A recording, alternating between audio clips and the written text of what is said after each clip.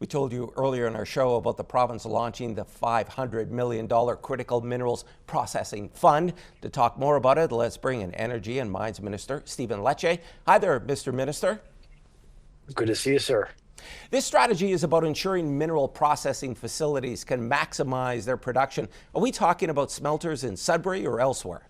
Across the north, Sudbury, of course, is an important, really foundation of our critical mineral success. Large domestic and global partners are investing and have invested for generations in Sudbury. But this is a play for Ontario. It's a play for Canada. It's to help harness the advantage that our ethical resources have. It's to create jobs. And frankly, it's to end the ripping and shipping of Canada's ethical resources to the US or to Europe. There is no reason why we have these raw materials taken out of the ground and then sent abroad, and all the value-added jobs, all the revenues get accrued elsewhere, and then we Canadians buy it back at a premium. That ends because our premier made a commitment to smarten up as a country, to be more self-reliant, and frankly, to repatriate jobs back to this country. So it was a really important step forward, a bit of a way to look forward to 2026. A more stronger, self-reliant Canada is possible. That's why I was very honored to help launch this $500 million fund.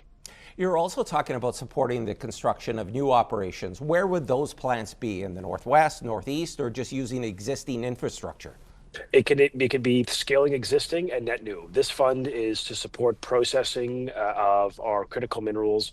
It is regionally agnostic. Every northern community technically can be a part of this success. And of course, it comes down to the project proponents. So you have investors and companies that want to bring forth a proposal to invest in Ontario. We will entertain it, move as quick as possible, get these dollars out the door, and frankly, work to protect our supply chains and keep it in this country. I often remind people, if it's not Canada, an incredible democracy, an ethical nation, a place where the environment and labor standards are the gold standard in the world, if we don't act, we are enabling the Chinese, the great violators of human rights, to win the day. And for every Canadian who cares about democracy and cares about ethics in our supply chain, this is a moment of pride. And I want us to be proud of the work we're doing in the minerals, the work we're doing in the north, the work we're doing in our energy supply chain. It's when I go abroad, I'm telling you, Canadians, that brand, that maple leaf, it stands for something in the world. And I hope Canadians will stand up as we look to 26 as a year of opportunity to be a much more self-reliant and economically sovereign nation. We do not need to depend on anyone else to process our minerals. We can do it here at home. And that's the message Premier Ford is sending to the world. Mr. Lecce, thanks so much for your time. Really appreciate it. Thank you, and Merry Christmas to your viewers.